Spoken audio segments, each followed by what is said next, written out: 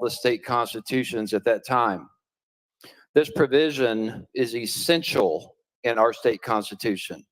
It has not changed since 1796 for a very good, sound reason. It is a fundamental right among the peoples of these United States and this state of Tennessee to have access to bail except in capital offenses.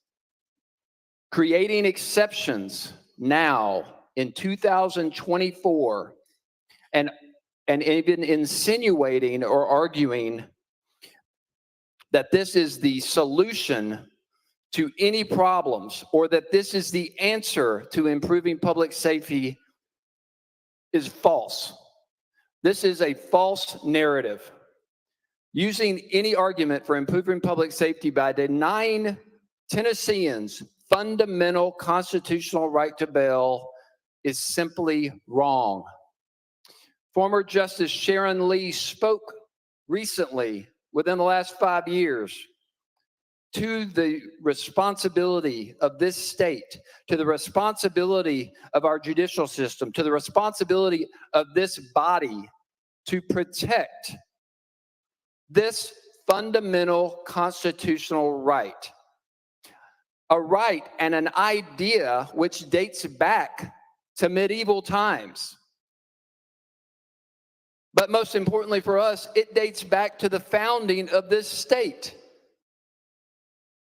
Limiting access to bail, amending our Constitution, our state constitution, in such a manner that has remained undisturbed since 1796 is highly inappropriate.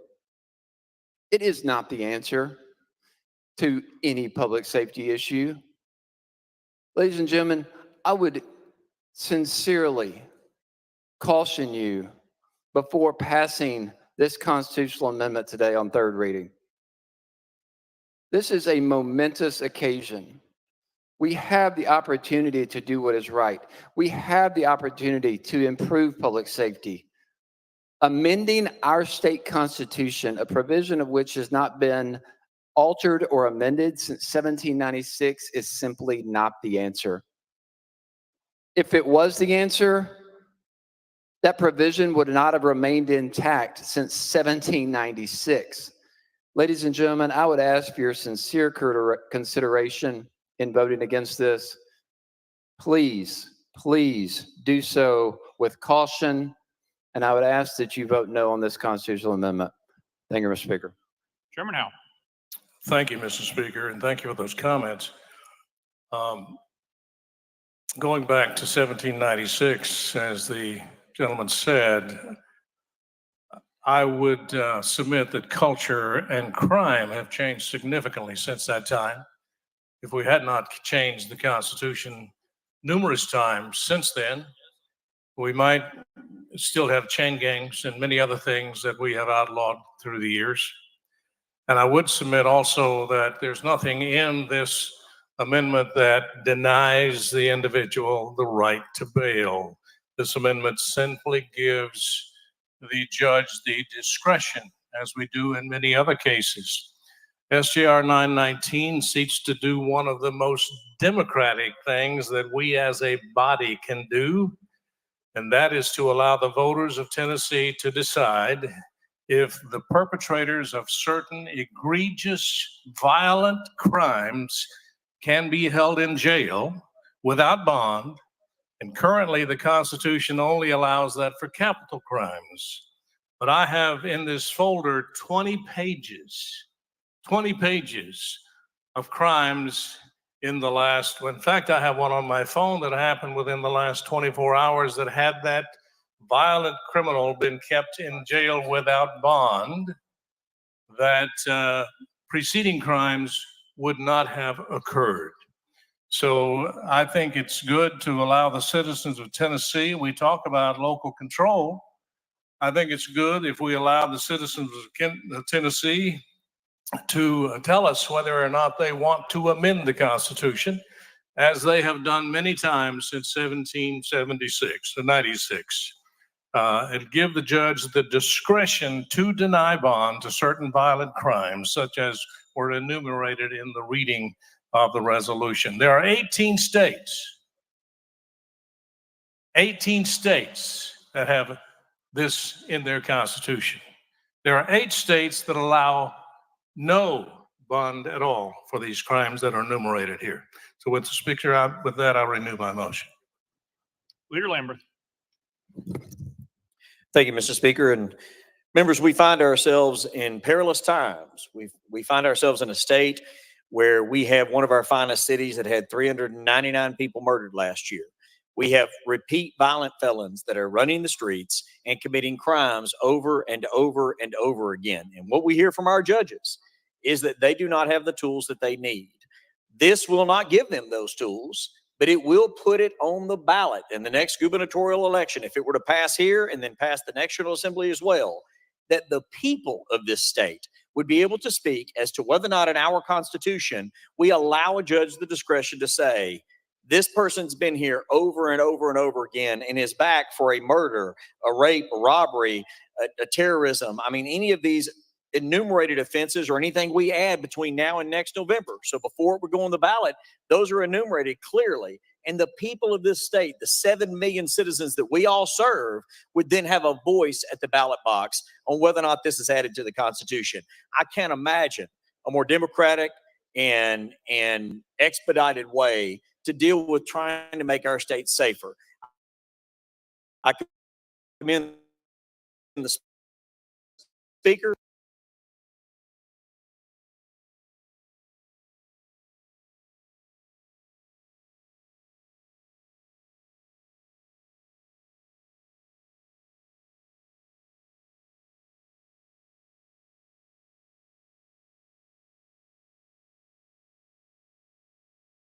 I commend Chairman Howell for bringing this and all the other co-sponsors.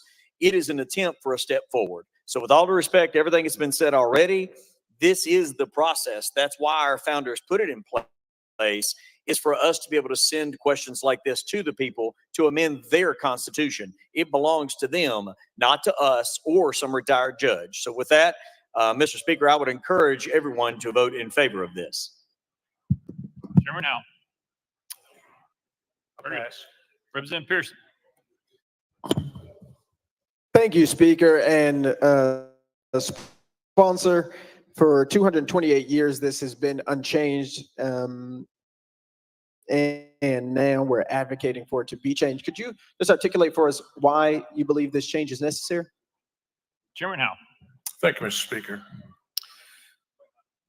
Mark Austin Ellis was charged for first-degree murder for killing a woman while her 2 toddlers were in car seats with her.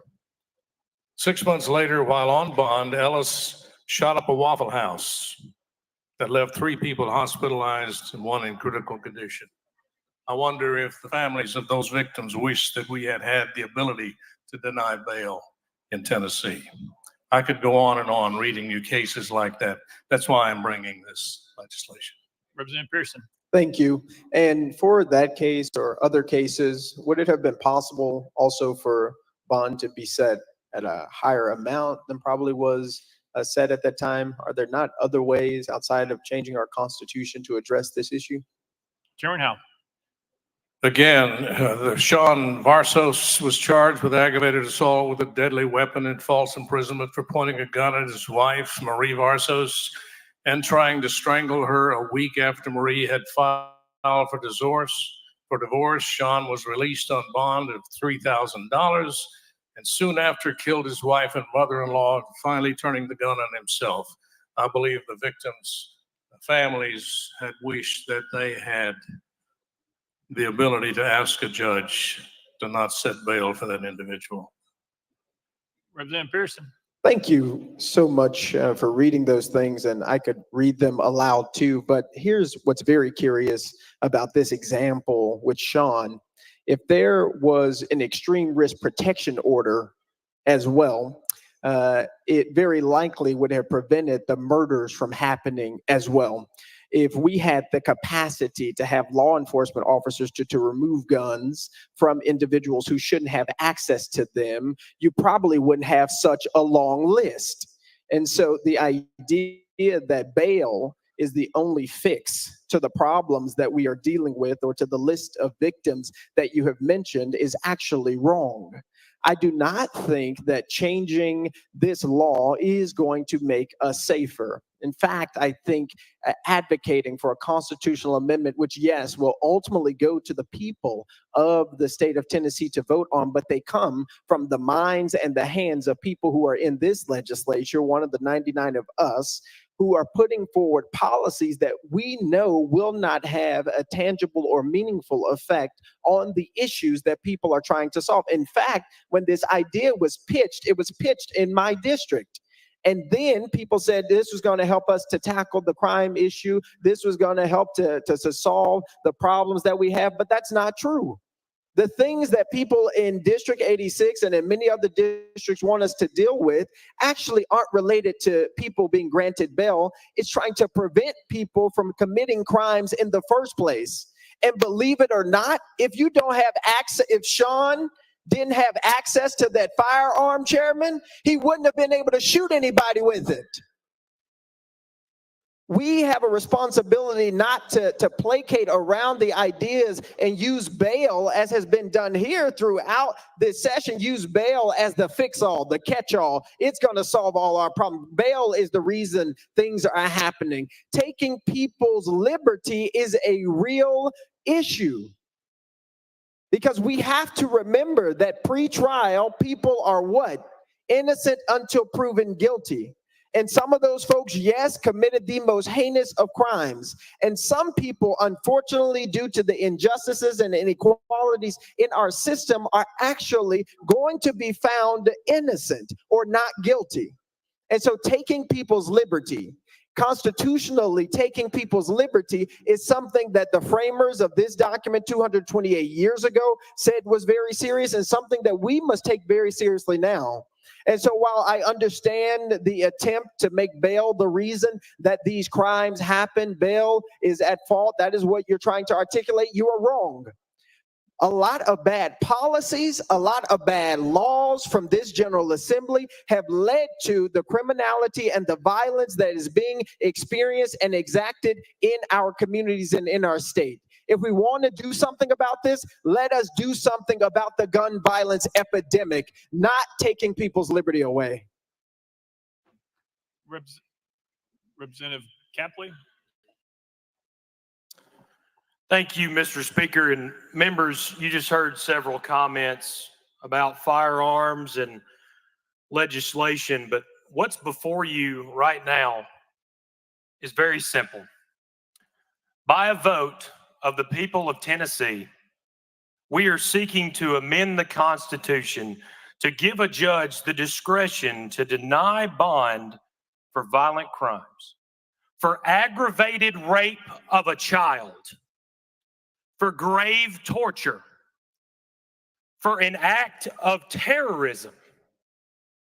These are the things we're talking about. You know who doesn't become a repeat offender? The one that stays in prison.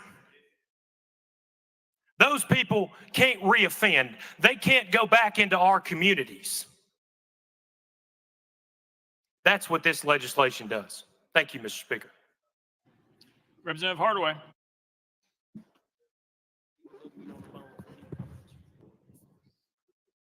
I don't know if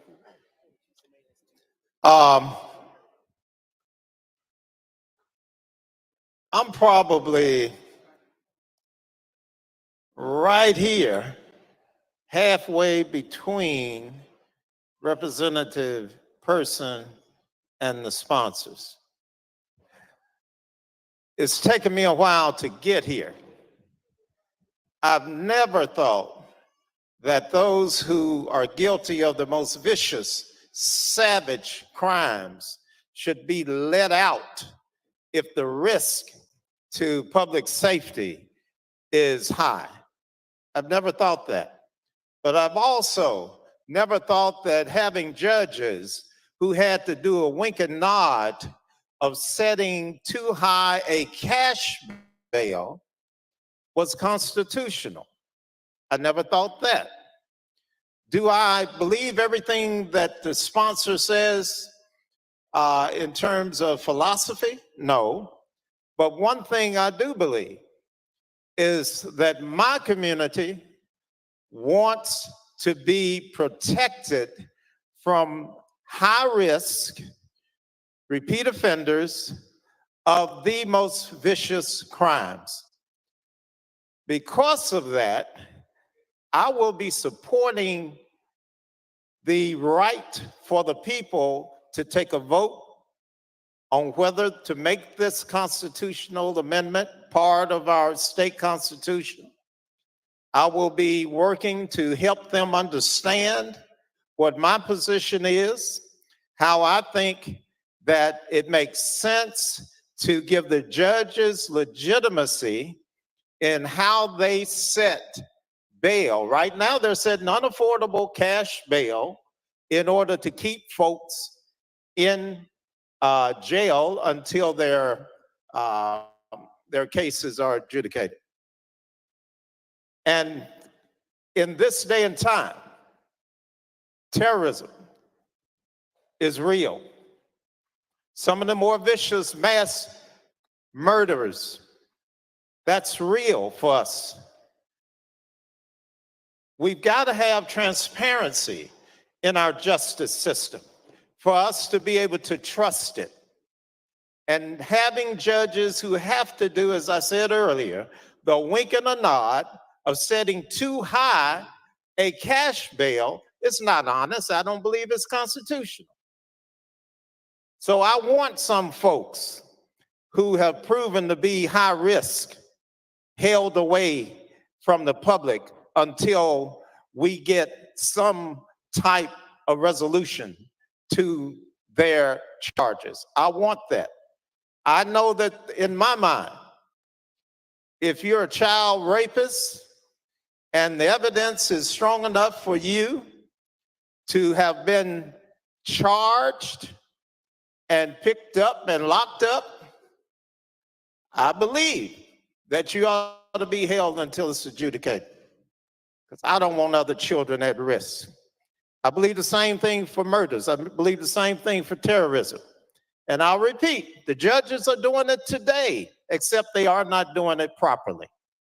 This will give a path for judges who will still maintain judicial discretion to be able to hold those most serious offenders who have performed the most extreme, savage crimes under lock and key until we have resolved their cases. So I'm supporting, I want to be clear, I'm supporting this.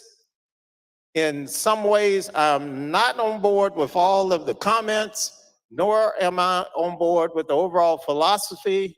The real conundrum here is that the one thing that is allowed for non-bail, the death penalty, is what I oppose. So this is not an easy path for me, but I believe it's the correct path. Thank you. Chairman Howe. Thank you, Mr. Speaker, and thank you, Representative, for a common sense approach to what this bill proposes to do.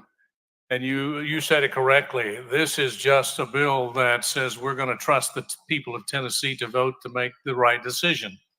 Whether they vote for it or vote against it, they will have the final say in whether or not this becomes a constitutional amendment.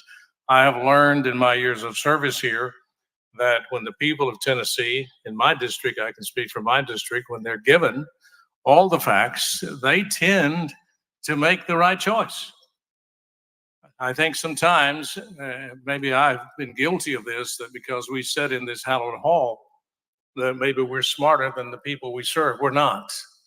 And I believe that the people of Tennessee will make the right choice if we give them the ability to vote on this constitutional amendment. That's really all this is about, is giving them the choice to make have a vote on this constitutional amendment, giving the judge discretion whether or not they can be bailed. There's already law that says the judge cannot set an unreasonably high bail. This will give more discretion to that judge, saying, well, we'll just keep them in jail because I think they're a threat to our society. I believe this is a good option. Speaker, I renew my motion. Representative Boyd. Thank you, Mr. Speaker. I move previous question. Previous question been called. There's objection. We're on the board. All those in favor of previous question vote aye when the bell rings. Those opposed vote no. Has every member voted? Does any member wish to change their vote?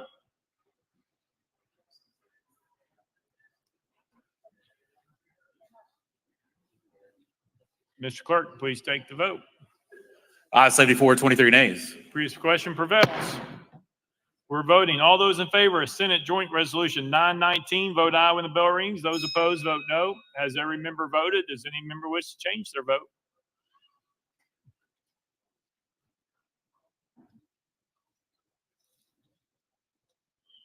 Mr. Clerk, please take the vote. Ayes 82, 15 nays, one present, unvoted. After being read 3 times on 3 separate days, Senate Joint Resolution 919, having received a vote in the affirmative by a majority of the members of the Tennessee House of Representatives of the 113th General Assembly, I hereby declare it concurred and pursuant to Article 11, Section 3 of the Constitution of the State of Tennessee. Without objection, the motion to reconsider is tabled. Call up next bill, Mr. Clerk. House Bill 1202 by Chairman Williams and others relative to schools. Mr. Speaker, the Senate bill is on the desk.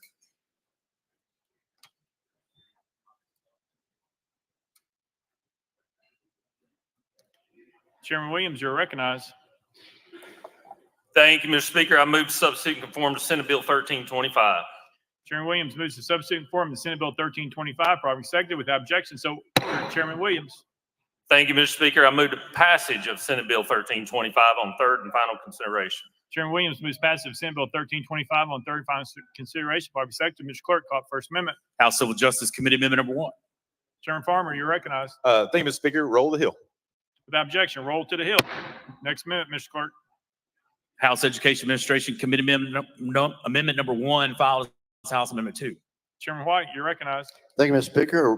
Roll to the Hill. Without objection, roll to the Hill. Next minute, Mr. Clerk. Amendment 3 by Chairman Clemens, Mr. Speaker, was timely filed. Chairman Clemens, you're recognized. Roll to the Hill.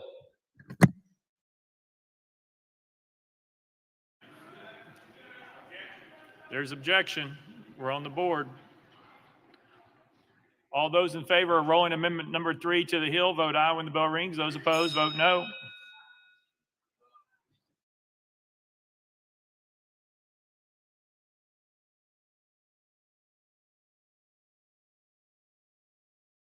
Mr. Clerk, please take the vote. Ayes 25, 72 nays. It fails. Chairman Clemens, you're recognized. Thank you, Mr. Speaker. Since we have been limited to 1 minute of debate on these amendments, I'll simply say that this is a very dangerous piece of legislation that not be amended in any way that will make it good unless we defeat it. But this amendment simply says that any LAA is civilly liable for any injury resulting from a faculty or staff member possessing a handgun and using it on school property. That asks for your consideration and passage. Representative Clemens moves adoption of amendment number 3. Proper motion, properly seconded. Any discussion on the amendment? Seeing none, any objection to the question?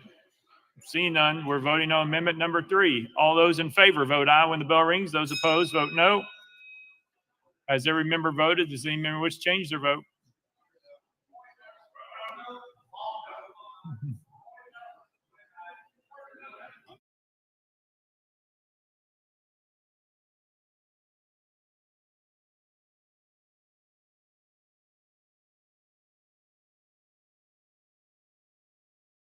Mr. Clerk, take the vote.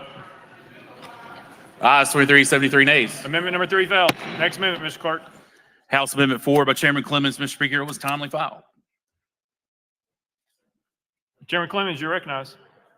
Thank you, Mr. Speaker. Again, I would just say that there is no way to amend this bill in any positive way, but this simply adds an amendment that says any handgun on school property must be locked in storage at all times unless in justified self-defense and while transporting to and from school grounds. And it adds the LEA civil liability provision as well.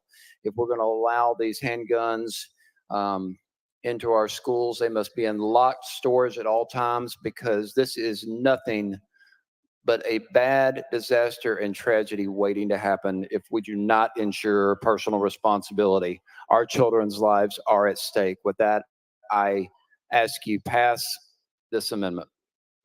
Chairman Clemens moves adoption of amendment number 4, properly seconded. Any discussion on the amendment? Seeing none, any objection to the question? Seeing none, we're voting. All those in favor of adopting amendment number 4, vote aye when the bell rings. Those opposed, vote no.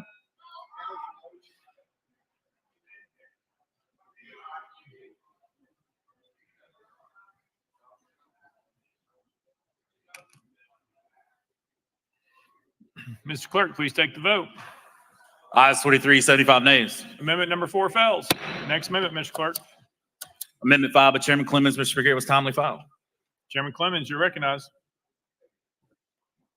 Thank you, Mr. Speaker. I'm absolutely baffled that we will not ensure that we must lock handguns up if we're going to allow them on school property. This amendment will ensure that anyone carrying a handgun on school grounds must be authorized to carry pursuant to our enhanced carry permit provision under state law, requiring sufficient training, education, and experience with handguns before they carry these handguns in and around our children in our public schools, directly threatening their lives and safety.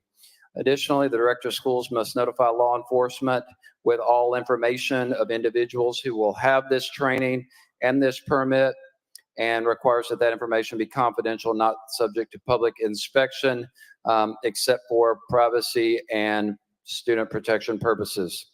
With that, Mr. Speaker, I ask that we pass this amendment and ensure that anybody carrying a handgun on school property is adequately trained.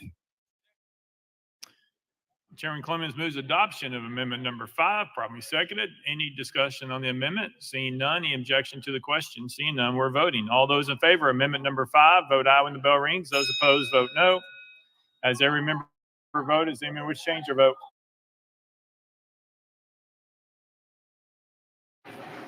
Members in the gallery, if I hear shouting, you will be removed. That's your first warning. And if I can't tell who it is, then the whole section goes with that one person. Mr. Clerk, please take the vote. Ayes 26, 71 nays. Amendment number 5 failed. Next amendment, Mr. Clerk. Amendment 6 by Representative Powell, Mr. Speaker, it was timely filed. Representative Powell, you're recognized. Thank you, Mr. Speaker. I don't know how anybody can sit around and eat right now because I'm sick to my stomach that we have to be here listening to this bill. My amendment would make it so that parents are notified when teachers are allowed to bring guns into school. When that horrifying day happens, then teachers should be notified. Let me tell you why. Multiple reasons. This bill is dangerous. It makes our schools unsafe. Parents should be notified. If you believe in parental choice, allow parents to know that guns are in the school so they can take their kids out of those schools if they so choose. This is dangerous. It's going to have dangerous consequences and impacts all around. Think about law enforcement. How is law enforcement going to feel safe going into a school knowing there are guns? It's going to delay responses. It is going to put law enforcement in danger. How are people going to know who is the assailant and who is a teacher with a gun? This is dangerous. Let parents choose. I move adoption. Chairman Powell moves adoption of amendment number 6. Proper motion, probably seconded. Any discussion? Seeing none, we're voting. All those in favor of adopting amendment number 6, vote aye when the bell rings. Those opposed, vote no.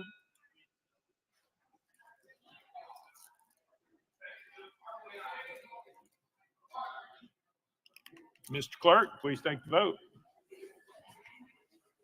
Ayes 23, 74 nays. Amendment number 6 fails. Next amendment, Mr. Clerk. Amendment 7 by Representative Thompson, Mr. Speaker, it was timely filed. Representative Thompson, you're recognized. Thank you, Mr. Speaker. This amendment is to exclude the largest county in the state, Shelby County, from this bill. As everyone knows here, we have a crime problem. After the guns and cars bill was passed, we've had a proliferation of gun theft from our cars, and we have a lot of illegal stolen weapons out in the streets and in the schools. Adding more guns for our teachers will simply increase the proliferation of guns in our schools and will simply make it a lot more dangerous in each school in Shelby County. And I ask you to exclude us from this bill. Thank you. Representative Thompson moves to adopt amendment number 2. Proper motion, properly seconded. Any discussion on the amendment? Seeing none. Any objection to the question? Seeing none, we're voting. All those in favor of adopting amendment number 7, vote aye when the bell rings. Those opposed, vote no. Has every member voted? Does any member wish to change their vote?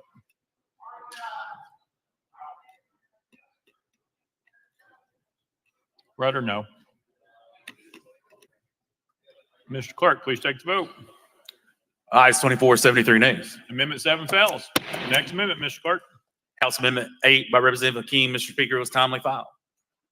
Representative Hakeem, you're recognized. Representative Hakeem.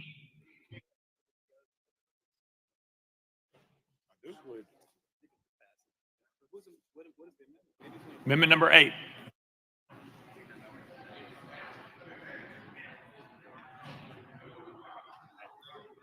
All right. Thank you, Mr. Speaker. I request that consideration be given to removing Hamilton County from this legislation. It's already been stated the problem we have with guns, and then to consider teachers having the guns. The facts have already been stated. If you have police coming into the school, they don't know who's the perpetrator or who is a friendly. So we'd ask you to please give consideration to removing Hamilton County from this legislation. Representative King moves adoption of amendment number 8. Proper motion, properly seconded. Any discussion? Seeing none. Any objection to the question? Seeing none, we're voting. All those in favor of adopting amendment 8, vote aye when the bell rings. Those opposed, vote no. Has every member voted? Does any member wish to change their vote? Mr. Clerk, please take the vote. Ayes 24, 71 nays, 1 present on voting. Amendment number 8 fails. Next amendment, Mr. Clerk.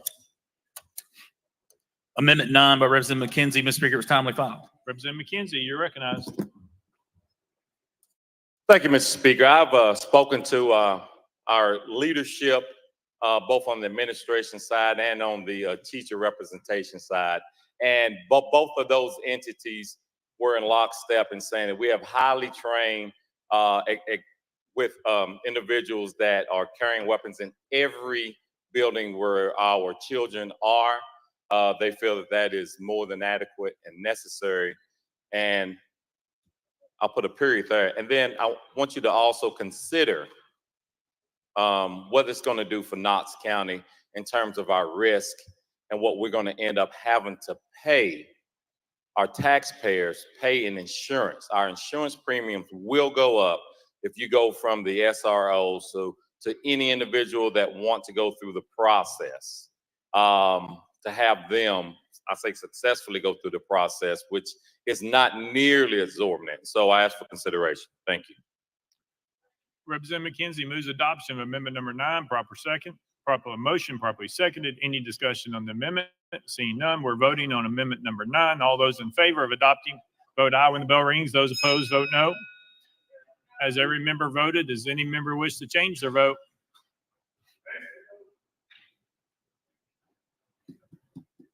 Mr. Clerk, please take the vote.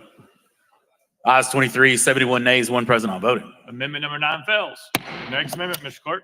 Amendment 10 by Representative Mitchell. Mr. Speaker, was timely filed. Representative Mitchell, you're recognized. Yeah, thank you, Mr. Speaker. This is exempt out Davidson County. I think we've seen in the last week what teachers with guns at a daycare actually do, and that happens to be about a mile from my home where that daycare is located. But first and foremost, I want to take my time. If there's any Covenant parents in the gallery today, I want to apologize to you right now.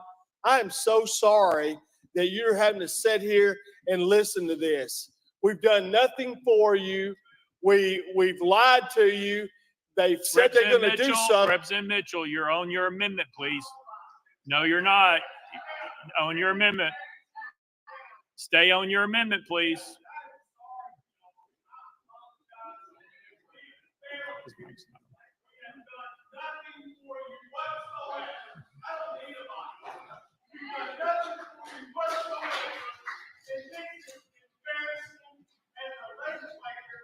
Hey.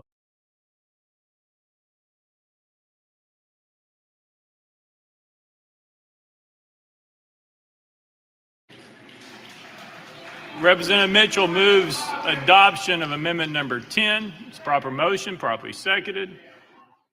Any objection to the question? Seeing none, we're voting. All those in favor of adopting amendment number 10, vote aye when the bell rings. Those opposed, vote no.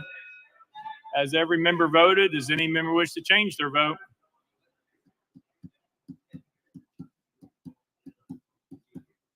Mr. Clerk, please take the vote. Ayes 23, 72 nays. Amendment number 10 fails. Next amendment, Mr. Clerk.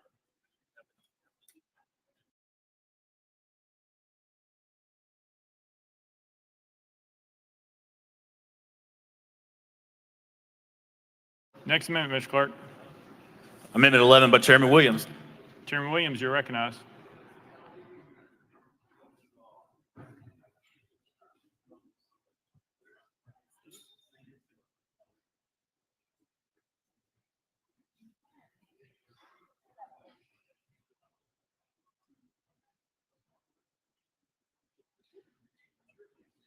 Chairman Williams. Thank you, Mr. Speaker. I move to withdraw. Without objection, amendment number 11 withdrawn. Next amendment, Mr. Clerk. House Amendment 12 by Representative Jones. Mr. Speaker, it was timely filed.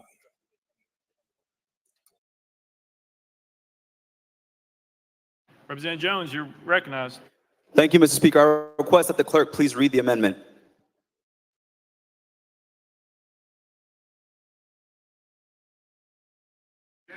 There's objection. There's objection. There's objection. So we're on the board. It's a motion. All those in favor of the clerk reading the amendment, vote aye when the bell rings. Those opposed, vote no.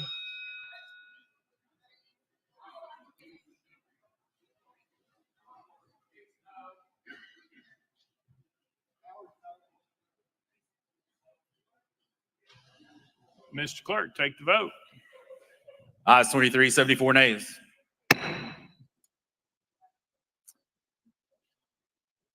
Representative Jones, you're recognized.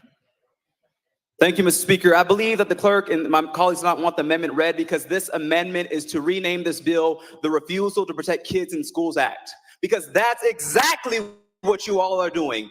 This bill is morally insane, and we've come to this chamber for a year expecting you to pass common sense gun laws. You have mothers and grandmothers here dragged from this chamber every week saying arm teachers with the books they need, the materials they need, the resources they need. But for God's sake, you don't hear them. What you're doing today is you're going to put guns in our schools for our teachers, and you should be ashamed of yourself. My Republican colleagues continue to hold our state hostage, hold our state at gunpoint to appeal to their donors in the gun industry. It is morally insane. It is a form of idolatry, and God have mercy on you when you put the lives of our children beneath the contributions of the NRA.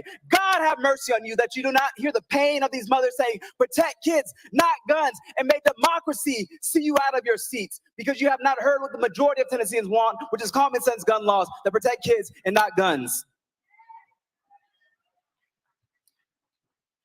Again, that's your second warning.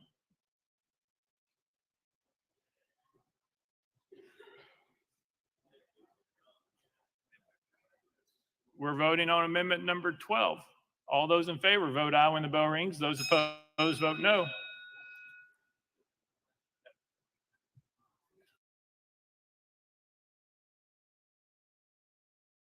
Mr. Clerk, take the vote. Ayes 24, 74 nays. Amendment number 12 fails.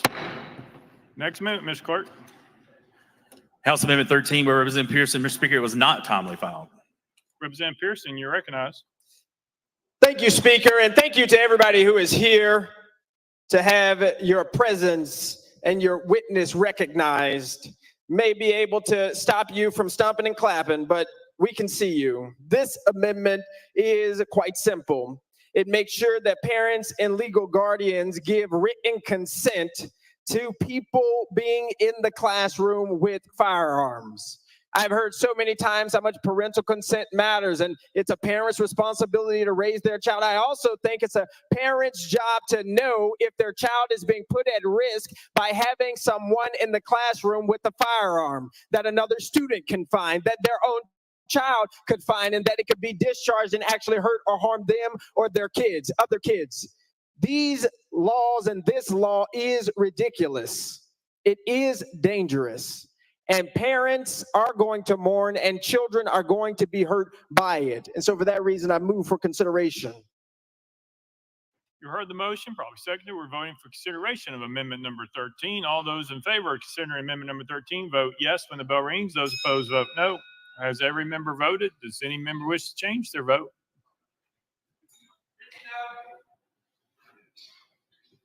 Mr. Clerk, please take the vote. Ayes 24, 75 nays. Amendment number 13, motion to consider fails. Next amendment, Mr. Clerk. Amendment 14 by Representative Pearson. Mr. Speaker, was not timely filed. Representative Pearson, you recognize. The hypocrisy of our legislature is showing. This would make sure that anyone who is on school property will have to notify other faculty and staff members as well. If we are going to have more firearms in our schools, certainly the people who are like my mother, who's been a teacher for 22 years, would know if someone who is teaching next to them has a firearm in their classroom. This is increasing the dangerousness level of our schools. It is hurting and risking the lives of our children, and each and every one of us will be responsible and accountable for the gun violence that will happen due to this pathetic excuse for dealing with the gun violence epidemic. This is not only pathetic, it is ridiculous, it is immoral, it is wrong, and each and every one of us need to do more to actually make our schools safer. Arming teachers is not the answer, and if it was, teachers would have told us so, but guess what? They didn't. I move for consideration. You've heard the motion, probably seconded. We're voting for consideration of amendment number 14. All those in favor of considering amendment number 14 vote aye when the bell rings. Those opposed vote no. Has every member voted? Does any member wish to change their vote? Mr. Trooper, that second warning, the lady in the black needs to go, please. Mr. Clerk, please take the vote. Ayes 24, 74 nays. Amendment number 14 fails. Next amendment, Mr. Clerk. Amendment 15 by Representative Pearson. Mr. Speaker, was not timely filed. Representative Pearson, you're recognized. Representative Pearson, you're recognized. Thank you. And thank you to the advocate who is now being escorted out by troopers for speaking truth to power. This amendment says that a student shall be reassigned to a different classroom if their parent or legal guardian objects. And if they object, like those who care about the lives of our children object, if those parents object, realizing that gun violence is the #1 killer of children in the state, if those parents object, if they object like the parents and the teachers and the mothers and the fathers and the sisters and the brothers and the siblings in this room object, if they object to putting more harm in our classrooms, if they object to risking their own children's lives or their nieces and nephews, if they object, then they would have the right to not have their child to be inside of that classroom because they realize having someone inside of a classroom with a firearm is absolutely insane. And so with that, I move for adoption. You've heard the motion, probably seconded. We're voting for consideration of amendment number 15. All those in favor of considering amendment number 15 vote aye when the bell rings. Those opposed vote no. Has every member voted? Does any member wish to change their vote? Mr. Clerk, please take the vote. Ayes 24, 75 nays. Amendment number 15 fails. We have a parliamentary question. Oh, motion to consider fails. Sorry.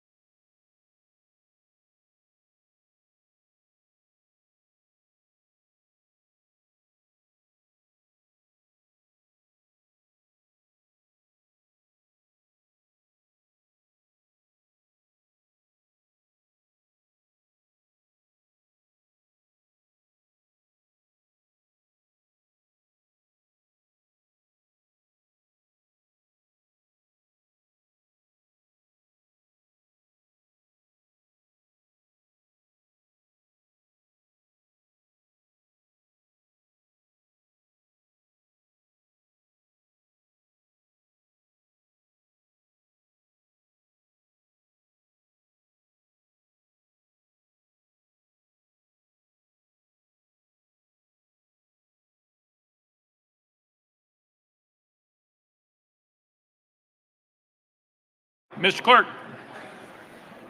Mr. Speaker, the parliamentary inquiry is if a member, is it proper for a member to address the gallery while we are on legislation?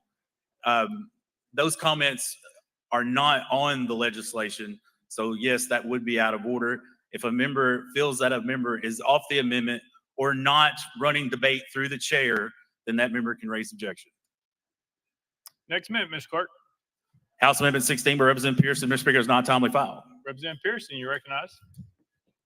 Thank you, Speaker. And I'm offering this amendment because I believe that this legislation is one of the most heinous and dangerous pieces of legislation I've ever seen. This would take away Section 2, letter H, that says an LEA will be immune from claims for monetary damages that arise solely from or related to a faculty member's use of their handgun. I believe that the culpability should be on not just the LEA, but the state for the people who die when these handguns are being used. If people who are law enforcement officers only hit 18% of times, I wonder how often the people who use these handguns are going to accidentally strike our children or other individuals or other staff members. And so the culpability needs to be on the state, needs to be on the LEA for doing something despicable and dangerous as this legislation. With that, I move for consideration. You've heard the motion. It's properly seconded. We're voting for consideration of amendment number 16. All those in favor of considering amendment number 16, vote aye when the bell rings. Those opposed, vote no. Has every member voted? Does any member wish to change their vote?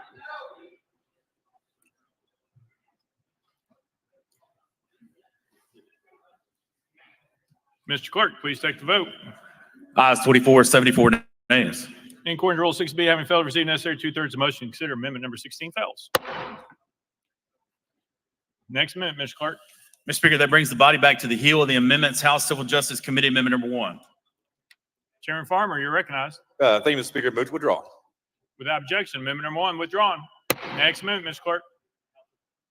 House Education Administration Committee Amendment number 1 filed as House Amendment 2. Chairman White, you're recognized. Thank you, Mr. Speaker. Move to withdraw. Without objection, amendment number 2 withdrawn. Next amendment, Mr. Clerk. Mr. Speaker, no further amendments. Chairman Williams, you are recognized.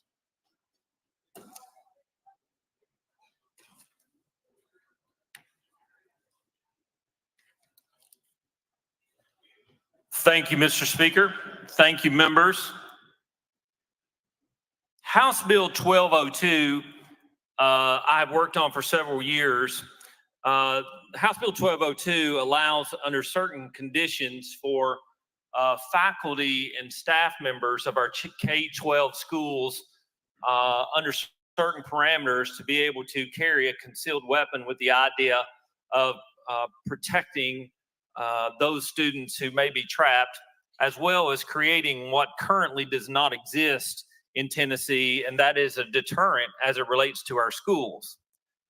This kind of legislation is not new to Tennessee. In fact, in 2016, this body passed gave K-12 schools in distressed counties the ability to carry guns, teachers and faculty to be able to carry concealed weapons in their schools, and have done for the last 7 years without any incident. In fact, those standards from our distressed counties across the state, those standards for that faculty or staff member to carry have a much lower threshold than the current tenets of this bill that's before you today. Additionally, this body passed in 2017 the ability, with only an enhanced carry permit, the ability for faculty and staff members at higher education campuses across the state to be able to only notify the law enforcement agency in charge of that higher education campus.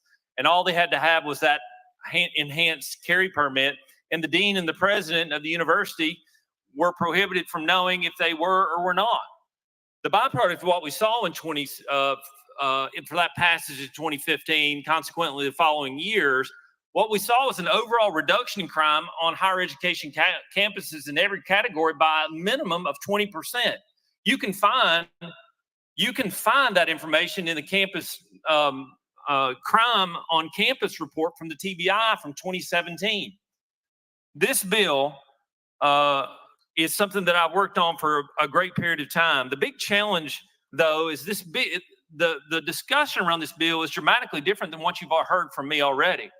The facts are that this bill is 100% permissive, so much so that not only does the local law enforcement agency have to agree, who has an MOU of understanding with your school, the principal and the director of schools would also have to agree. So in all three would have to be in agreement in order to do that.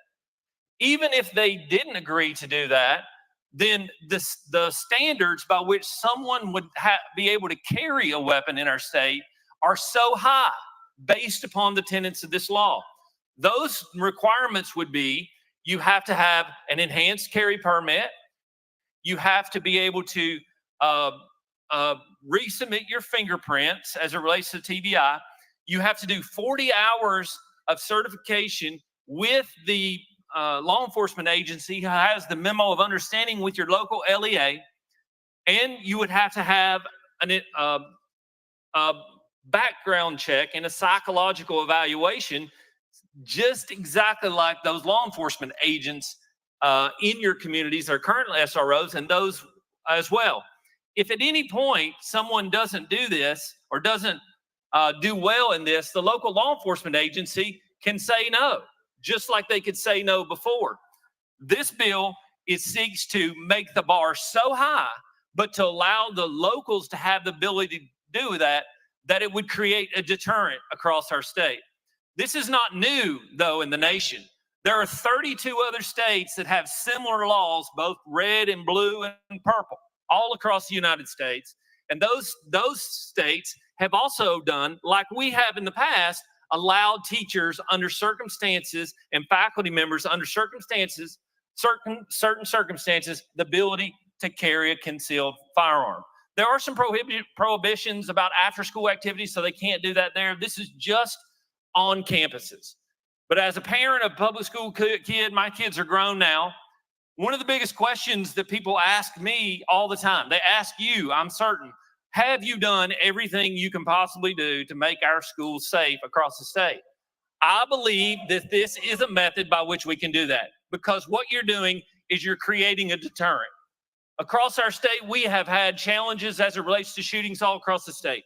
We know, some of us know, that sometimes somebody will go to place A to shoot up a school or do something negative, and they end up going somewhere else because they're deterrent. Mr. Speaker, I renew.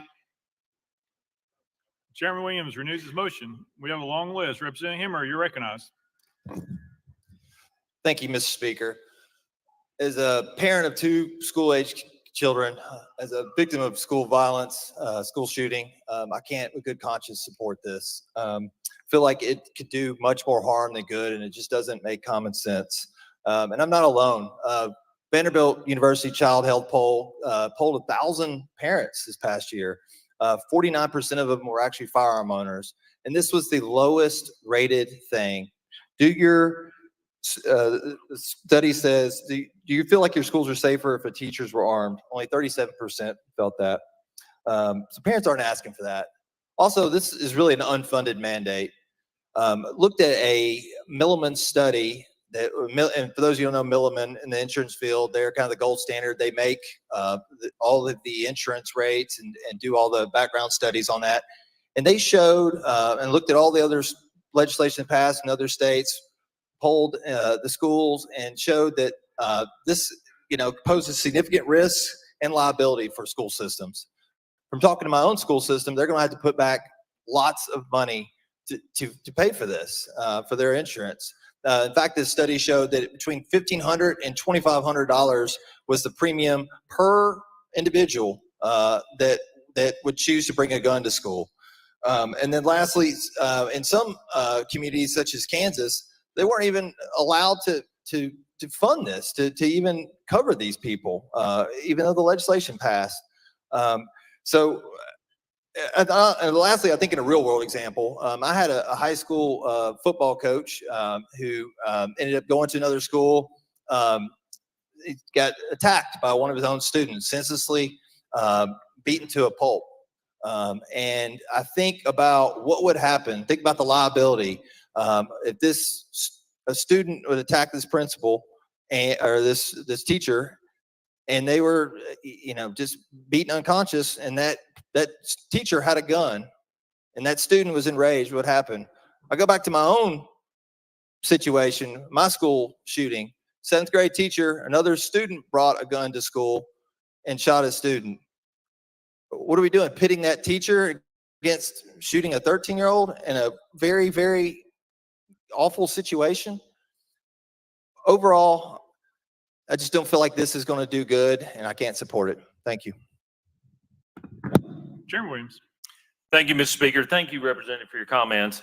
You did mention a little bit about a coach. I thought it was important to say that in this bill, the standards for a faculty member or staff member to carry are much higher than in Florida. However, Parkland, Florida was the most recent one that did a peace officer bill similar to this bill, but the standards weren't as high. They did that in honor of a coach, Aaron Feist, and they call it the Coach Aaron Feist Guardian Program because Coach Feist was the one who was in the hallway at Parkland trying to protect 3 little girls and was killed by the shooter. And he didn't have an opportunity to defend those little girls except for being their shield. All this bill would do in your case, in your first comments, if in your district and your LEA chooses not to do this, that's their ability to do that. That's what permissivity is. So as it relates to all the other things, my only concern would be is that if they did say that, they would be telling their entire community that the deterrent doesn't exist here, but it may in another LEA. But I appreciate the comments and thank you for your time. Thank you. So far, any hand I've seen is on the list, so you can continue or not. Representative Mitchell. Yeah, thank you, Mr. Speaker. Let's talk about the liability point. Since we hear it's permissive, so if it's permissive, this teacher is going to decide to take on this liability under federal law. Liability under federal law, schools and teachers could be liable for money damages if an unauthorized person, say another student, gets a hold of a teacher's gun and accidentally or intentionally fires it. Schools and teachers could be liable for money damages if a teacher accidentally fires a weapon. So, let's be realistic. We talked about Parkland. There was a school safety officer there that day. He had a handgun up against a assault rifle, didn't engage. Uvalde, I talked to the state senator at Uvalde. He sued and got all the body cam footage. He said the first 45 minutes of it, he said, I got to hear a lot of police officers talking about, hey, we can't go in there. They got an AR. We can't go in there. What are we going to do? They got an AR. So what we're going to do here, we're going to give somebody a little pop gun to go up against a weapon of war. Does not work, folks. Does not work in any situation. And even if it did, let's say they get in a gun battle. Well, the last national health study on police officers in active fire situation, police officers train more than these few hours we're going to have these teachers trained in an active fire situation. A trained police officer is only 18% accurate in that situation. So how much collateral damage can you accept? I can't accept any children being blown away in a classroom, especially, by their teacher that shouldn't have a gun in there in the first place. So then, the police get there. No, the police don't get there. The tactical team gets there and they go in. Anyone with a gun in their hand, when that tactical team goes in, they're going down. I can assure you they're not going to ask questions. Are you a teacher? Or are you whatever? They're going to get shot. That teacher's going to die. Bottom line. So I hope you're fine with that.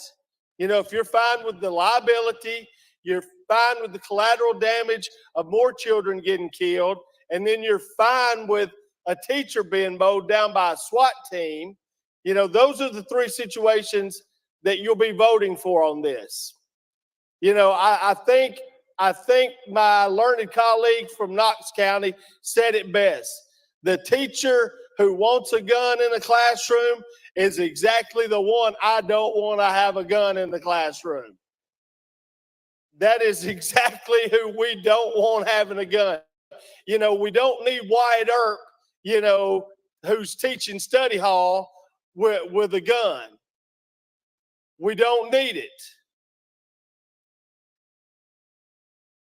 This is, again, I can't even believe this is the first major piece of gun legislation that we've addressed since the Covenant tragedy.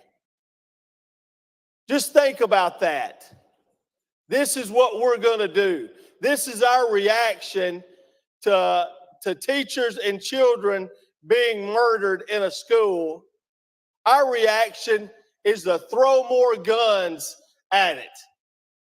What's wrong with us? I mean, other states have reacted and done things. We're going in the total opposite direction, the worst direction we possibly could go. We're going to throw more guns at the situation. That is not going to solve the problem. It's going to create more death. And I'm not fine with that. And when you push one of these buttons today, you think about that too. And next time it comes up on the screen, there's another. That's it. Chairman Williams. I don't think he asked me a question. Oh, you're good. All right. Representative McKenzie. Thank you, Mr. Speaker, and to the sponsor first, thank you for properly using the term permissive, unlike some of our other colleagues, so appreciate that. But I just really want to have kind of a dialogue, so I'm not going to say no long speech, so I thank you for that. And I get the emotion, I get the need to want to do something. Promise you I do. So couple of questions. In terms of the teacher that goes through the process, what's their process for getting insured or indemnified? Is that per LEA or is that on that person? Chairman Williams. Their current liability coverage would cover them. It's the only difference is just like they would any other teacher. In the tenets of the bill, they would have to meet all those standards or check all the boxes as it relates to those 5 standards. Representative McKenzie. Thank you, Mr. Speaker. So they'll be covered for that additional, let's call it duty for having that. So how about the standards of use? Is there going to be a document developed that says you can only pull your weapon on these 8 things or 18 times? Is that something that's in the legislation or will be developed per LEA? Chairman Williams. Thank you. Representative, in communicating with law enforcement as it relates to how they would train these people through the training, which requires that hands-on training, what would end up happen in that case is each law enforcement agency who has that memo of understanding would fold whatever their desires based upon that person's proficiency so that they are involved or not involved or just giving an area of refuge to students to run where they would do that, whether somebody engages or doesn't engage or whatever that might be, an active shooter program, that would be worked out between the MOU, the law enforcement agency with the MOU and that individual after their training is done. Representative McKenzie. Thank you, Mr. Speaker. So that kind of leads me to the training. I know that in true law enforcement. They go through all sorts of scenarios and periods of time where they train on different things. I know one of those things is how to maintain possession of your weapon while under attack. Because I think a lot of these situations aren't going to be shooters coming in. It's going to be an internal to the building thing. Will that be part of that 40-hour training in terms of how they can keep their weapon secured and not have it kind of taken away from them by a student or another parent? Chairman Williams. Thank you, Mr. Speaker. Yes, sir, that is the case. That's one of the changes that was between the House and the Senate version, and working with the Senate sponsor. We wanted to ensure that the maximum amount of safety and understanding with the firearm would be met. So we required that a portion, a majority actually, of that training, that 40-hour training would be hands-on. So it wouldn't be like what happened with an enhanced carry permit where you go through days and days of classes and shoot a gun one time. And so the idea behind that additional training and making sure it's hands-on is to make sure that person was proficient. If they're found to not be proficient, then the law enforcement agency would simply not approve. Representative McKenzie. Thank you, Mr. Speaker. So I'm to do a quick shift into that whole liability insurance piece of it.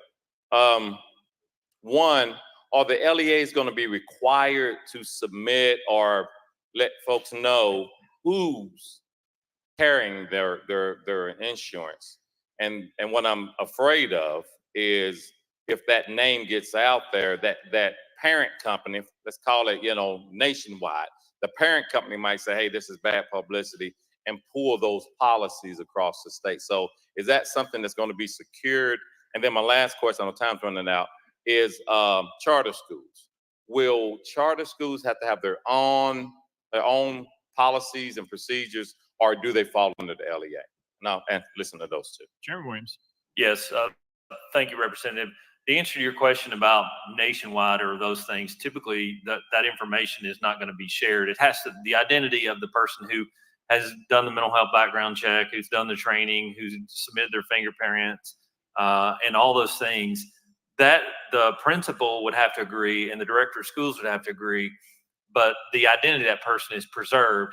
That was done in both the 2016 law that's currently on the books regarding distressed counties, and it was done as it relates to higher education campuses. And the reason behind that was if the identity were to be released of who these people were, they're fearful that there might be a case of hiring and firing decision based upon someone's willingness to do this, I might add, at their own expense. And so that's what the liability component would be. And I forgot what you said. Charter Oh, schools. yes. The way the law currently reads, it says the LEA and the law enforcement agency who has MOU of understanding. So if a charter school, technically a public school student's LEA, they would have the ability to, under an MOU, do the same thing. But once again, all of them would have to agree. Martin of Carroll. Thank you, Mr. Speaker, and thank you, Representative, for your years of work on this legislation. Personally, my parents have taught 40 years in public school, so I can vouch that there are public school teachers out there that have asked for this, despite what we've heard. But if you don't mind, can you clarify, is this already allowed in state statute? Chairman Williams. Yes, Representative, it is. Since 2016, we did allow it for distressed counties. The number of distressed counties has been reduced since that time, but at the time it was 13 counties. Representative Martin. Thank you, Speaker. And the standard compared to what it was currently and what this bill will actually do, is it going to raise or lower that aspect of it? Chairman Williams. Thank you, Mr. Speaker. It would raise the standard from that original statute. Particularly, the most glaring things would be the mental health background check. As you, the members may not know this, but there's one of in our body who had in his district 5 teachers who wanted to become reserve deputies in their county. And through the process of the mental health background check, only one of those 5 teachers passed. And so that level of stringency as it relates to the mental health background check and someone's fitness as it relates to do this is extremely important. And that's why it's in this bill. Representative Martin. Thank you, Mr. Speaker. And finally, this is permissive, correct? Again. Chairman Williams. Thank you, Mr. Speaker. It is permissive. It has to, all 3 of those entities have to agree. Representative Martin. Thank you, Speaker. Members, as I look around, one of the few people that have a child in public school and will spend the next 11 years in public school.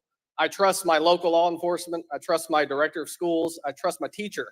If they believe this is what's right for that specific community and it's permissive and they think that's going to help take care of my child, I fully support this bill. And I thank you for what you've done for us. Thank you. Representative Love. Thank you, Mr. Speaker, and to the sponsor. I'm looking at section 2, letter G of the bill, where it says that a faculty or staff member who carries a concealed handgun pursuant to subdivision A1 on property owned, operated, or controlled by the school at which the faculty or staff member is assigned shall not, under 2, it says, carry the handgun at the following times and locations: stadiums, gymnasiums, or auditoriums when school-sponsored events are in progress. My question is this: if teachers are not to carry the guns in auditoriums at a school-sponsored event during the school day, where are the guns being stored? Chairman Williams. Thank you, Representative, for the question. In this instance, let's say, for your example, that there was a pep rally because football team had a football game. That individual would not be allowed to go to that pep rally. The other faculty and staff would be there because they have it concealed on them. They wouldn't be able to participate in that pep rally. Representative Love. So my concern is this: public school graduate, White Creek High School, all the teachers came to the pep rally. All the faculty came because the student-to-teacher ratio would not allow them all just some to be there, some to stay in the classroom. My concern is this, that if you're holding some teachers back, then in that process, who decides who is bringing their handgun to school that day? Let's say you have 100% of the teachers say, I want to be the one carrying the handgun.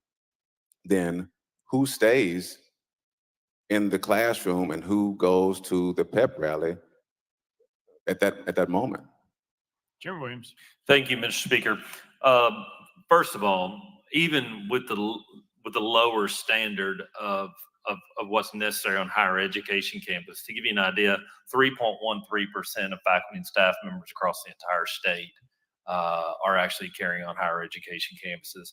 Based on the high bar here, there's a very low probability that even 0.1% would do this. So under the premise of 100% of them would do it, it's just not possible, because unfortunately, based on my other example, most wouldn't pass the psychological evaluation fitness test.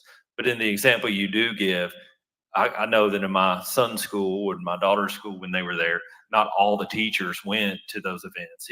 If that is in fact what happened to yours, and in fact some statistical improbability that would be all of them, then the principal and the LEA would have to work out that certain members of the teachers that were carrying in your 100% rule would not carry concealed the day of the pep rally. Representative Love. Using your example, if, let's say, a lower threshold of teachers do carry the weapons, and those are not the ones who are allowed to go to the auditorium for the pep rally or the school event, when the assailant comes into the school, if they head to the auditorium, then the purpose of the bill is defeated, because there's no one in the auditorium with a handgun to protect the students at that point, because they're the ones in the classroom.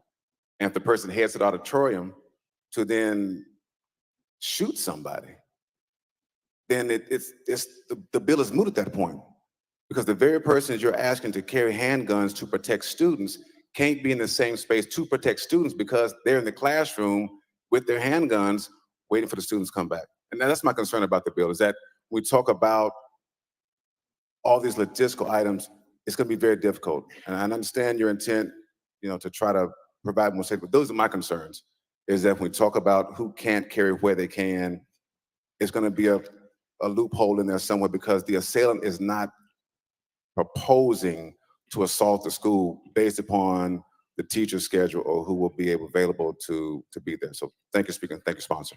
Chairman Williams. Ma'am. Very good. Representative Johnson of Knox. Thank you, Mr. Speaker. No disrespect to anyone. I just can't stand up. A little scooter accident. Okay. I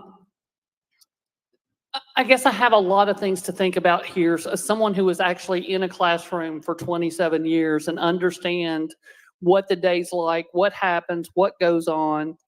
Teachers are already doing 4 jobs and they're paid poorly for one. They're a teacher, they're a nurse, they're a social worker, and they're a counselor. And now we're saying, take on another job, be school security. But we're going to continue to pay you less than you made 10 years ago.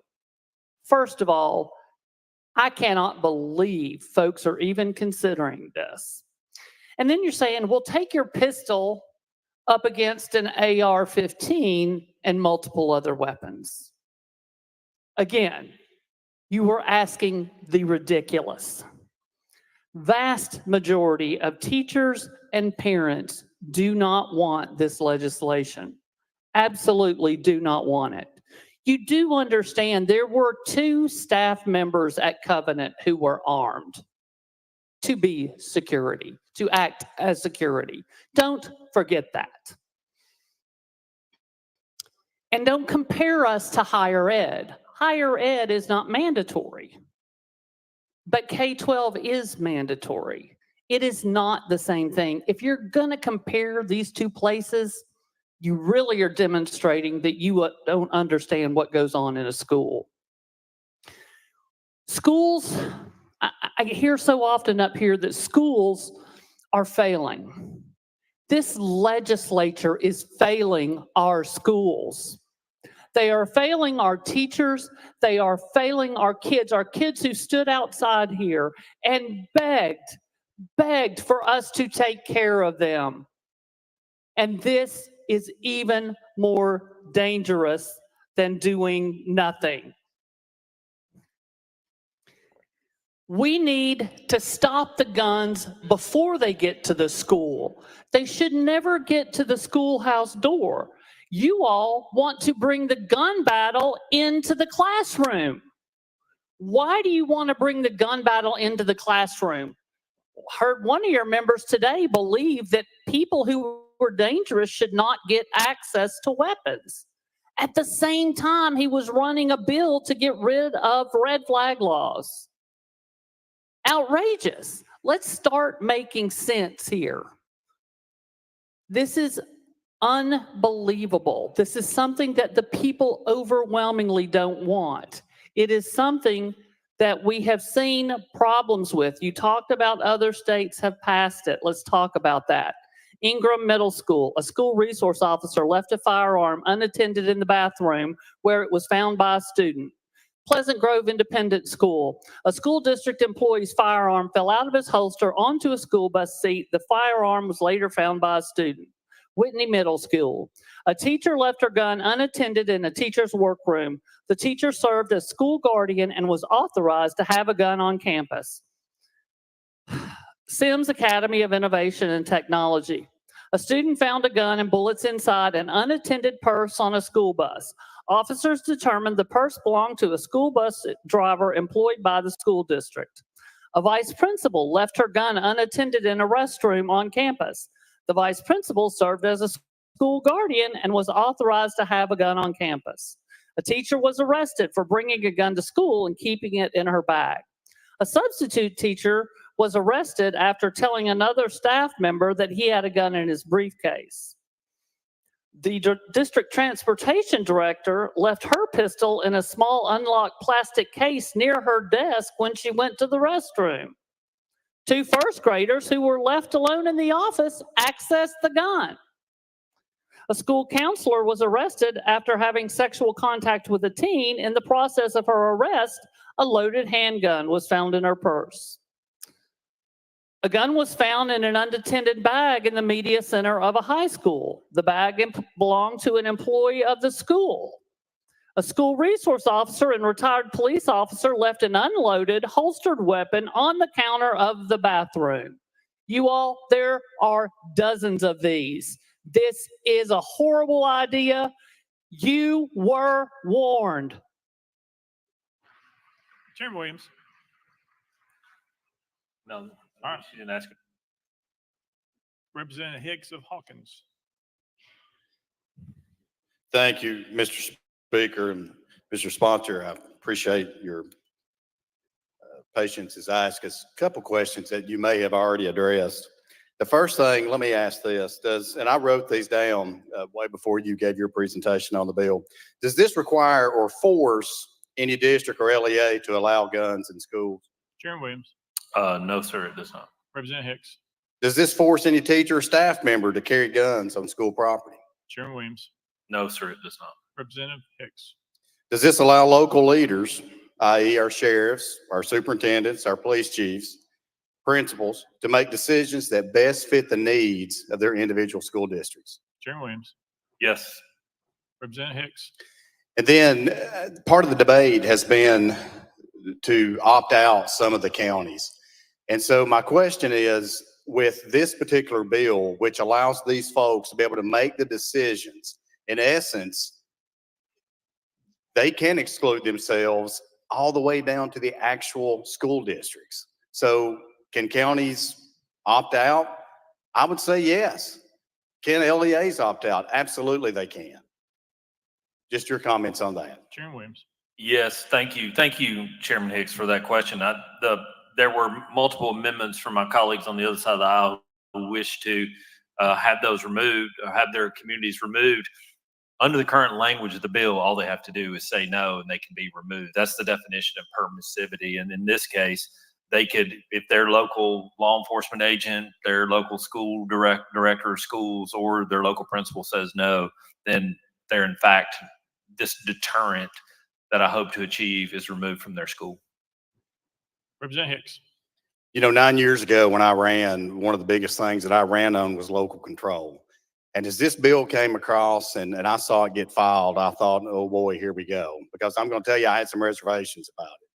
But now that we're putting it back in the local control, where it is closest to the governing bodies that actually are closest to the people, that's what's going to allow me to cast a yes vote for this today. So that's where I'm at. Thank you.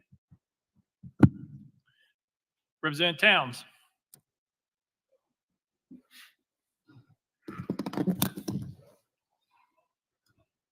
Thank you, Mr. Speaker. Mr. Representative, I know for a fact that you and every member on this House floor want to do something about this tragedy, this plague that's killing our kids, killing unsuspecting citizens. We all want to do something. I know also that in our haste that we make waste and we don't know what to do to solve the problem. We really want to solve this problem. I think every man and woman on this floor wants to solve this problem. This is something that we take home with us, go to bed, sleep at night, and try to figure out what to do. And you're making an attempt to try to do something that you think will solve the problem. SROs, do we have them in every school in the state? Chairman Williams.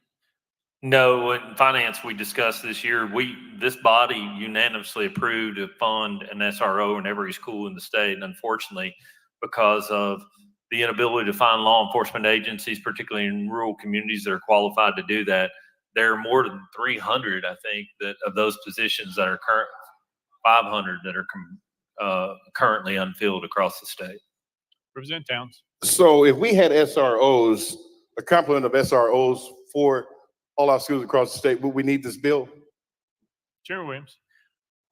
To answer your question directly, I do think we need this bill. I think the components of this bill is not about an SRO or an armed faculty member who has met all these requirements. The goal here for us is to be able to create a deterrent where there's a sign out in front of a school that some student's going to walk by or some family member is going to walk by every day and see that there might be somebody on this campus that's carrying other than the SRO, so that we would create a deterrent.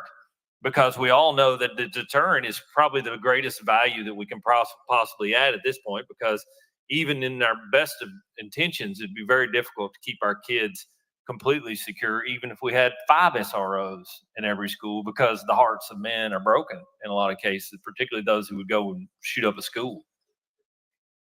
Representative Towns. No question about that. The hearts of men are broken in this community. However, we are comfortable as citizens with police officers, SROs, not a teacher having the capacity to carry a gun. We're more familiar with that. We're more acceptable of a police officer, state trooper, or someone in that capacity that has had adequate training for maybe an extended period of time. It gives us a certain level of comfort. Does it solve the problem? There again, 100%, no, it doesn't. But the citizens are interested in more safety. They feel better probably with SROs, police officers, because we have police officers at all our major events. We feel more comfortable with that.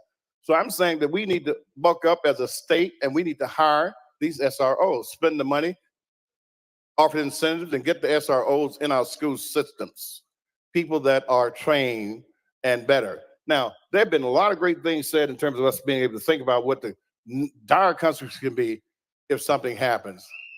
If a student, and this, children are very curious. If a student actually goes into a pocketbook, a purse of a teacher who's in the men's room especially, or in the ladies' room especially, men wear it around their hip, they may have it in their purse and get that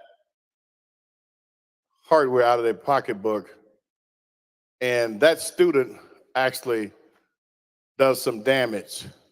Think about the trauma that happens with that school and that child and that teacher. That's real trauma that you probably, as a child, will never live down to school either. Now, if in the heat of battle, if an officer comes into the school and a man is standing there holding a gun, he doesn't know who it is. The first somebody that sees him with that gun, he's going to drop him, more than likely. We'd hate to say that would happen, but that probably is going to happen because it's so quick, it's so furious, and you think that's the shooter, but that's the teacher. Case in point, the teacher may have to shoot his own student. There's a possibility. Now, all these are what? Unintended consequences that can happen. I think that if we do a bill where we had the input of everybody, the parents, the people here, both sides of the aisle, we may come up with a better deal. There again, I know we're all trying to do something that's going to save our kids, but we need to figure out how to do something a lot better than what makes everybody real upset. Thank you, Mr. Speaker. Jimmy Williams. Thank you, Mr. Speaker. Thank you, Representative. The truth of the matter is that this bill is far and away different than the first bill I filed 3 years ago. I've met with multiple parents from Nashville to Putnam County to Memphis, and kids even today, law enforcement agencies across the state and LEAs, to make sure that we could do everything we could do to set the bar as high as we possibly can and still create an environment where we can keep kids safer and create a deterrent for our schools. Because currently it's just one of those gun-free zones where people know they can go there and take advantage of folks. And so I appreciate your questions and your comments. Representative Kumar. Thank you, Mr. Speaker. Thank you, Chairman Williams, for bringing this. And we all know that you have worked for a long time on this, and you worked with passion. And again, the concern being safety of our children. We are being blamed for putting guns in schools, but the purpose of it is to protect our children, and that is often forgotten. The information about this bill in the media and among my visitors at the office has been just misinformation to a staggering degree. As I drive in the morning and listen to my local public radio, I have to really concentrate on my driving because it's bothersome to see that it repeated again and again that we are going to make the teachers carry guns. We really, that's very common despite the fact of it's voluntary. And to clarify for some of my residents and friends, we use the word permissively all the time, but I want to clarify that means that you can participate in this program or not participate. That is permissive to us. LEA means the school board. So if our demonstrators here, our visitors here, and we are grateful for them coming, if they do not want guns in their schools, they should really be going to their school board, their principal, their director of schools, and saying, we don't want it. Really, those are the people that hold the key and will make the decision whether that school will participate or not participate. And that is what we call permissive. It is also well known that in the state of Tennessee, isn't it true that private schools can have or do have at this time the programs that there are teachers on their grounds? Is that true? Chairman Williams. Thank you, Mr. Speaker. Under Title 39, it allows for both private schools to set up their own.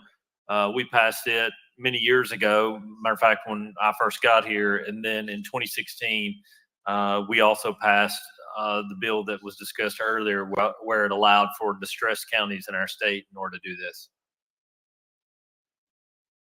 Representative Kumar.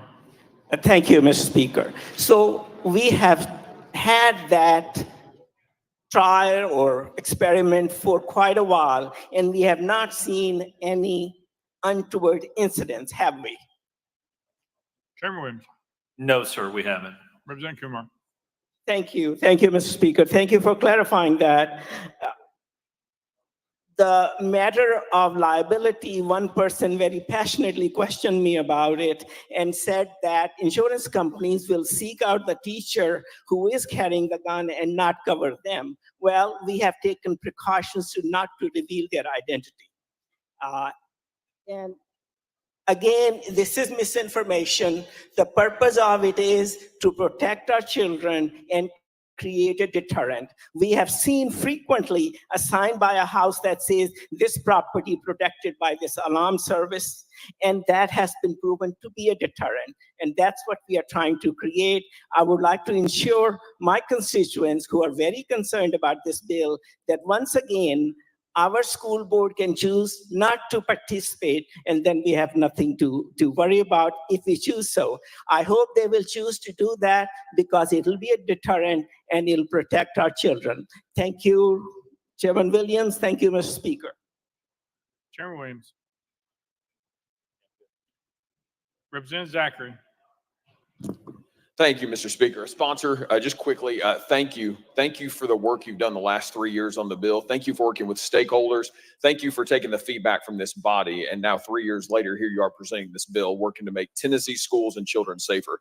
I want to get absolute clarity. So in 2016, many of us in this body voted to allow teachers in distressed counties to carry without notification to law enforcement and without any restrictions on them, such as 40 hours training and some of the other things you provided in this bill, correct? Chairman Williams. Thank you, Mr. Speaker. To clarify your comments, not all true. It did require the 40 hours of training, and the law enforcement agency, the principal, and the LEA, the director of schools had to know. But the fingerprints, the mental health background check, and the enhanced carry permit were not a requirement at the time. Chairman Zachary. Thank you, Mr. Speaker. Thank you for the clarification. Have there been any incidents or any shootings resulting from the law we passed in 2016? Chairman Williams. Not to my knowledge. Representative Zachary. Thank you, Mr. Speaker. Members, as someone who represents Knox County, we are blessed with schools that have an SRO in every school. My largest high school, we have 4 SROs in our high school. And so I can't relate to some of you in rural communities. I believe the number was just mentioned, 500 SRO positions not being filled. We have to take every step possible to ensure that our rural communities have the resources they need and the protection they need for our children and our schools. And so this takes that step. I know there's one member in here in particular who talked about it would take 20 minutes for law enforcement to get to his kid's school. That's completely unacceptable for a school to be without an SRO and no protection of any kind. So again, thank you so much for running the bill. Thank you for the intent behind the bill, and I look forward to supporting it. Chairman Williams. No. Thank you, Speaker. Representative Powers. Thank you, Mr. Speaker. I move previous question. Previous question is being called. Obviously, there's objection. We're on the board. All those in favor of previous question, vote aye when the bell rings. Those opposed, vote no. As every member voted, does any member wish to change their vote?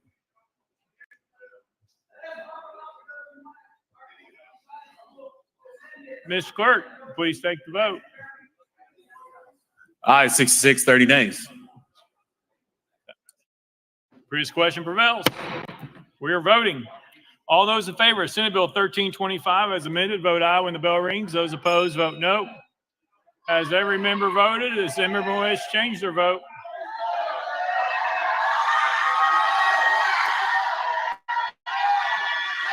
Mr. Clerk, please take the vote.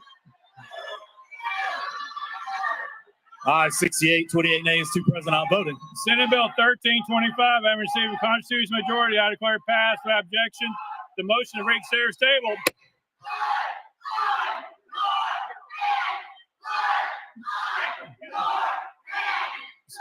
State troopers, please clear the gallery on both sides. Next bill, Mr. Clerk. House Bill 2936 by Chairman Faison, relative to families' rights and responsibilities. Mr. Speaker, the Senate bill is on the desk. Chairman Faison, you're recognized.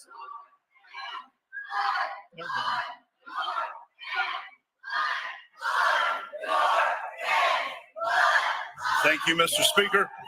I move to substitute and conform We to have a Senate point Bill. of order. We have a point of order.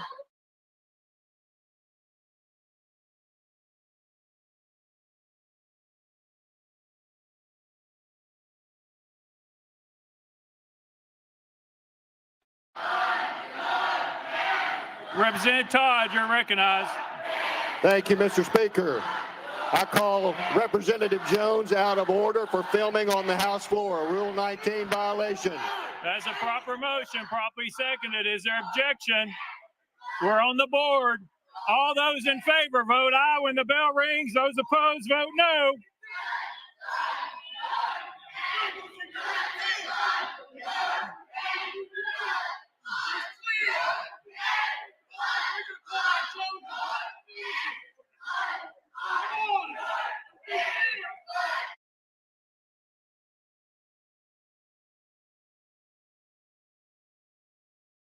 Mr. Clerk, take the vote.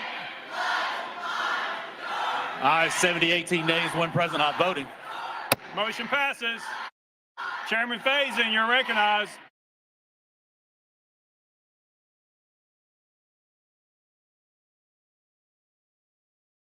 Representative Clemens.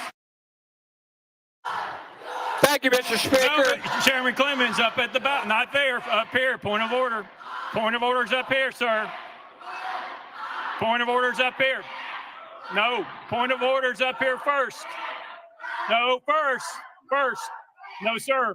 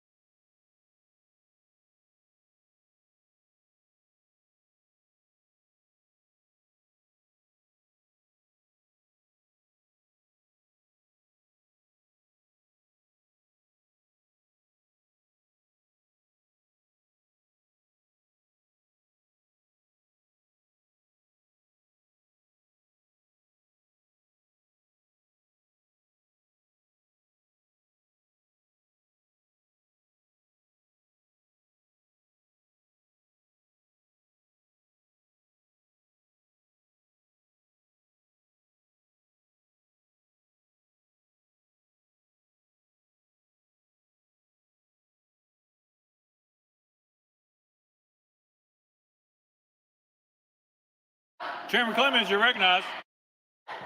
Thank you, Mr. Speaker. I make a motion under Rule 19 for transgression of rules by member against Representative Todd for inflicting physical contact intentionally against one of our members. Proper motion, properly seconded. Is there objection? There's objection. We're on the board.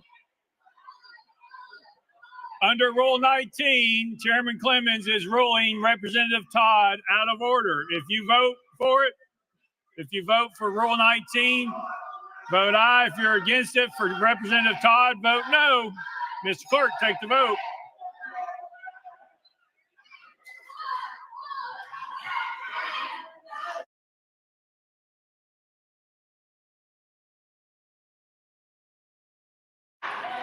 Mr. Clerk, take the vote.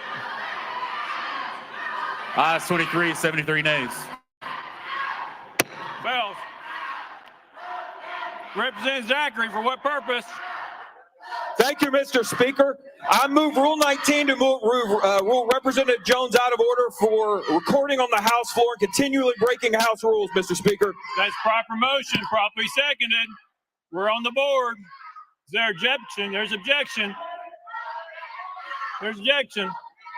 All those in favor of Rule 19 for recording on the House floor by Representative Jones, vote aye when the bell rings. Those opposed, vote no.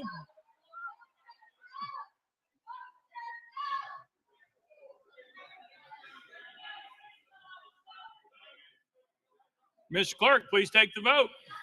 Ayes 72, 24 nays. It passes. Representative Powell, for what purpose? Rule 19 for Representative Moon videotaping on the House floor. Under Rule 19, that's proper motion, properly seconded. There's objection. We're on the board. All those in favor, vote aye. Those opposed, vote no.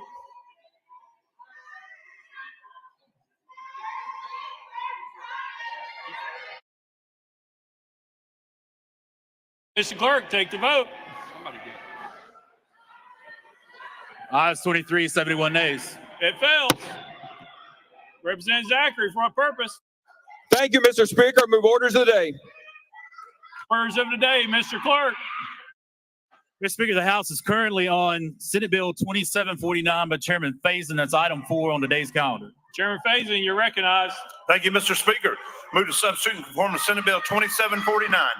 Chairman Faison moves to substitute form of Senate Bill 2749, properly seconded without objection. So ordered. Chairman Faison.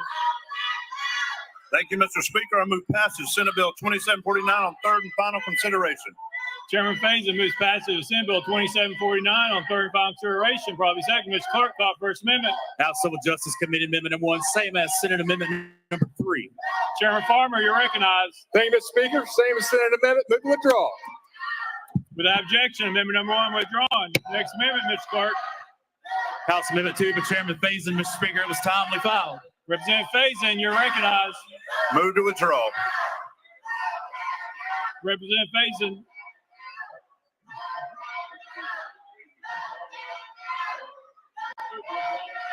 Without objection, amendment number 2 withdrawn. Next amendment, Mr. Clerk. Amendment 3 by Representative Pearson. Mr. Speaker, it was timely filed. Representative Pearson, you're recognized.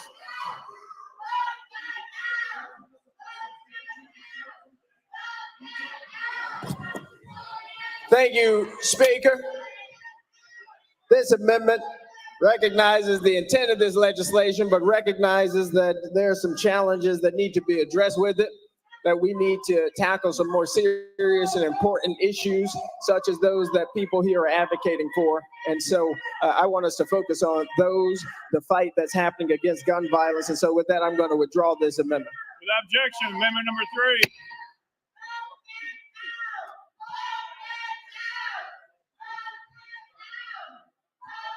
Point of order.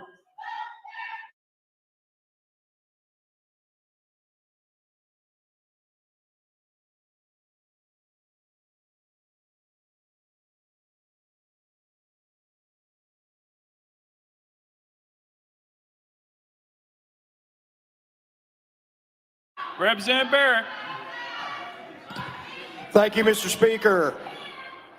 I call Representative Jones out of order under violation of Rule 19 again. Proper motion, probably seconded. Is there objection? There's objection. We're on the board. All those in favor, vote aye when the bell rings. Those opposed, vote no.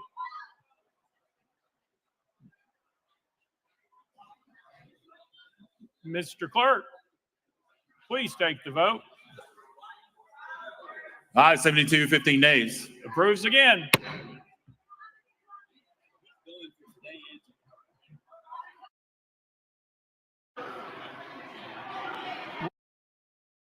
Chairman Faison. Thank you, Mr. Speaker. We're on to Amendment 4. Next amendment, Mr. Clerk. Amendment 4 by Chairman Faison, Mr. Speaker, was timely filed.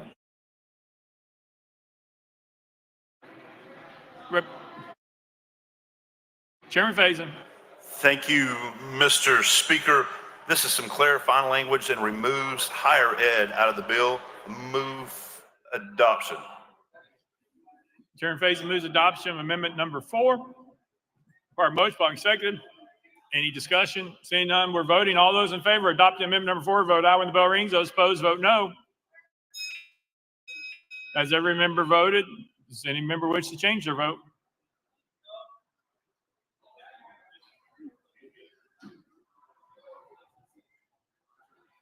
Mr. Clerk, please take the vote. Aye, 72, 19 nays. Amendment number 4 is adopted. Next amendment, Mr. Clerk. Amendment 5 by Todd, Mr. Speaker, it's not timely filed. Representative Todd, you're recognized. Thank you, Mr. Speaker. What this bill does, this amendment does, it removes the words U.S. Constitution from this bill so that it does not tie anything with traditional parental rights to the U.S. Constitution. With that, I move adoption. Consideration. You've heard I the move motion. for consideration. You heard the motion, probably seconded. We're voting for consideration of amendment number 5. All those in favor of considering amendment number 5, vote aye when the bell rings. Those opposed, vote no. Has every member voted? Does any member wish to change their vote?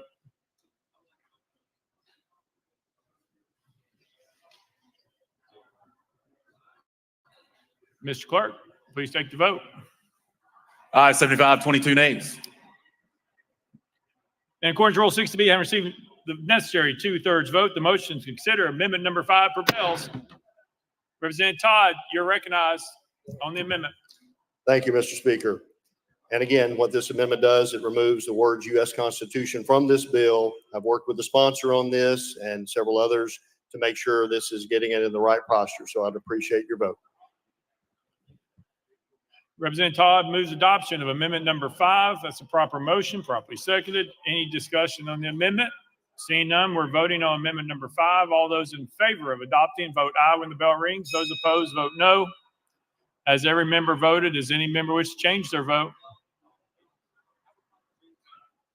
Mr. Clerk, please take the vote. Aye, 73, 23 nays. Amendment number 5 is adopted. Chairman Clemens, for what purpose? Question on bill. Oh, gotcha. All right. Parliamentary inquiry. You want to come up here, Camper or Clemens?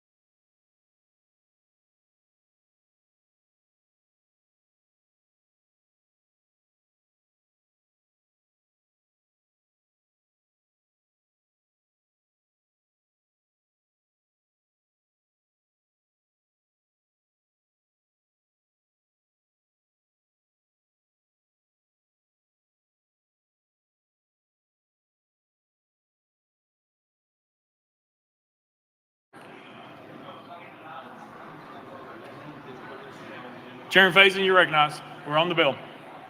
Thank you, Mr. Speaker. I renew my motion. Representative Clemens, you're recognized. Thank you, Mr. Speaker. Chairman Faison, this bill has been amended several times here on the House floor. Can you explain what exactly this bill does? Chairman Faison. Thank you, Mr. Speaker. Absolutely. Chairman Faison. Representative Clemens, members, we live in a time that there are those who would fancy themselves to be able to decide what's best for my children outside of my purview.